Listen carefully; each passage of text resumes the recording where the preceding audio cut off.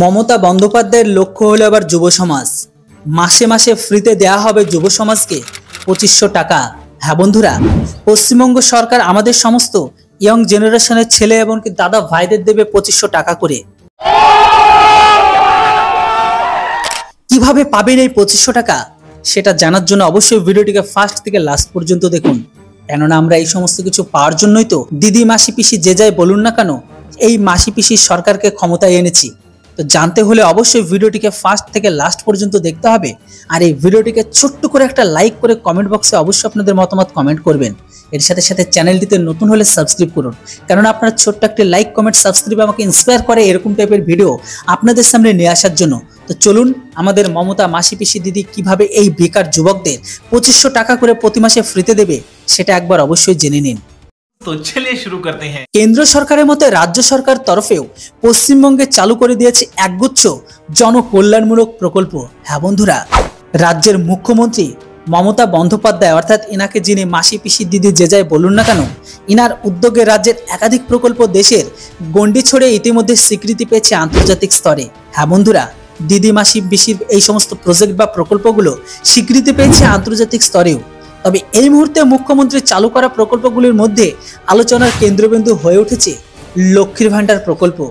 যে লক্ষ্মীর ভান্ডার প্রকল্প আজকের দিনে বেঙ্গলের বেশিরভাগ নারী অর্থাৎ মা মাসি পিসি যে যাই বলুন না কেন তাদের কাছে একটি অমেঘ শক্তি, যে শক্তির দ্বারা নারীরা স্বাবলম্বী হয়ে উঠেছে, যে শক্তির দ্বারা তাদের পুরুষের আর কোনো প্রয়োজন পড়ে না, যার ভিডিও ক্লিপ আপনারা মাঝে মধ্যে কিন্তু দেখে থাকেন।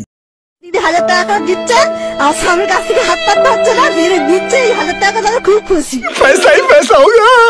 বিশেষ করে গত 4 জুন লোকসভা নির্বাচনের ফল প্রকাশের পর বিরোধীরা এটা পর্যন্ত জানিয়ে দিয়েছিল লক্ষ্মীর ভান্ডার দিয়ে ভোট ভান্ডার বাড়িয়েছে মুখ্যমন্ত্রী মমতা বন্দ্যোপাধ্যায়। 2021-এর ফেব্রুয়ারিতে রাজ্য জুড়ে চালু করা হয়েছিল লক্ষ্মীর ভান্ডার প্রকল্প। বর্তমানে এই প্রকল্পের অধীনে সাধারণ পরিবারের মহিলারা প্রতি মাসে পাচ্ছেন 1000 টাকা করে, আর তপশিলি জাতি আদিবাসী এমনকি জনজাতি পরিবারের মহিলারা পাচ্ছে 1200 টাকা। তবে এই লক্ষ্মীর ভান্ডার ছাড়াও রাজ্যবাসীর জন্য কন্যাশ্রী, রূপশ্রী, যুবশ্রী, সবুজ সাথী, খাদ্য সাথী কিংবা কৃষক বন্ধুর মতো মোট 50টি প্রকল্প চালু করেছে রাজ্য সরকার। রুকো যারা, সবার করো, বলা ধাক্কা মুক্কি নাই করনে। তবে শুধু এবার মহিলারাই নন, রাজ্য সরকারের বেশ কিছু প্রকল্প চালু করা রয়েছে পুরুষদের জন্য, যার মাধ্যমে আর্থিকভাবে লাভবান হবে রাজ্যের বেকার যুবকরাও।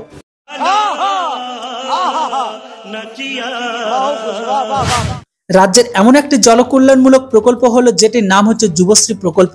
হয়তো এই প্রকল্পটির নাম অবশ্যই আপনারা শুনেছেন, তবে যদি শুনে না থাকেন তাহলে শুনে নিন।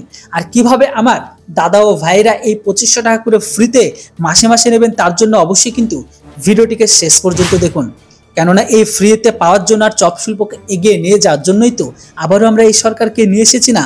তাহলে কিভাবে পেতে হবে সেটা তো জানা অবশ্যই আমাদের প্রতিটি যুব সমাজের কর্তব্য। তোমার কথা শুনে মনে হইতেছে তুমি বিরাট জ্ঞানী মানুষ হয়ে গেছো। তো প্রথমে বলে দিই যুবশ্রী প্রকল্পটা কি। তো পশ্চিমবঙ্গের বেকার যুবকদের জন্য এমন একটি জনপ্রিয় প্রকল্প হলো যুবশ্রী প্রকল্প। এই প্রকল্পের মাধ্যমে চাকরি না পাওয়া পর্যন্ত রাজ্যের বেকার যুবকরা ভাতা হিসাবে মাসে মাসে 1500 থেকে সর্বোচ্চ 2500 টাকা পর্যন্ত আর্থিক সহায়তা পাবেন। আজকের দিনে বেঙ্গলের কর্মহীন যুব সমাজ যাতে স্বাবলম্বী হয়ে ওঠার পাশাপাশি নিজেদের কর্মোদ্যোগী গড়ে তুলতে পারে তারই জন্য এই আর্থিক সাহায্য করা হয়। এবার চলুন বলে দিই কারা কারা এই সুবিধাটি পাবেন। তো আবেদনকারীকে পশ্চিমবঙ্গের স্থায়ী বাসিন্দা অবশ্যই হতে হবে। আবেদনকারীকে কর্মহীন এমনকি ন্যূনতম 8 পাস করতে হবে। এমপ্লয়মেন্ট ব্যাংকে আবেদনকারীর নাম নথিভুক্ত থাকতে হবে। আবেদনকারী যে বছর আবেদন করবেন সেই বছরের 1 এপ্রিল আবেদনকারীর বয়স সর্বনিম্ন 18 বছর এমনকি সর্বোচ্চ 45 বছরের মধ্যে হতে হবে। তবে প্রতি পরিবার পিছু যে কোনো একজনই সদস্যই কিন্তু এই প্রকল্পের সুবিধা পাবেন। এবার বলে দিই এই প্রকল্পের আয়তায় যুক্ত হওয়ার জন্য আপনাদের নথি বা ডকুমেন্টস কি কি লাগবে। তো বন্ধুরা, এই প্রকল্পের আবেদন করতে লাগবে আবেদনকারী আধার কার্ড, ভোটার কার্ড, মাধ্যমিকের অ্যাডমিট কার্ড ও মার্কশিট, যে কোনো রাষ্ট্রায়ত্ত ব্যাংকের অ্যাকাউন্ট, কাস্ট সার্টিফিকেট, ফটোকপি এমনকি পাসপোর্ট সাইজের ছবি। আবেদন করবেন কিভাবে সেটা আপনাদের বলে দিই। তো এই প্রকল্পে আবেদন করার জন্য প্রথমে আপনাকে যেতে হবে, এই প্রকল্পে আবেদন করার জন্য সর্বপ্রথমে আপনাদের যেতে হবে আপনাদের গুগলে, সেখানে গিয়ে সার্চ করবেন https://employmentbank.wb.government.in ওয়েবসাইটে। এরপরে সেখানে গিয়ে ক্লিক করতে হবে জব সিকার অপশানে। সেখান থেকে সিলেক্ট করতে হবে নিউ এনরোলমেন্ট অপশান। এরপর ব্যক্তিগত বিবরণ অর্থাৎ আপনাদের ডিটেলস ও প্রয়োজনীয় তথ্য দিয়ে ফর্ম ফিল আপ করতে হবে।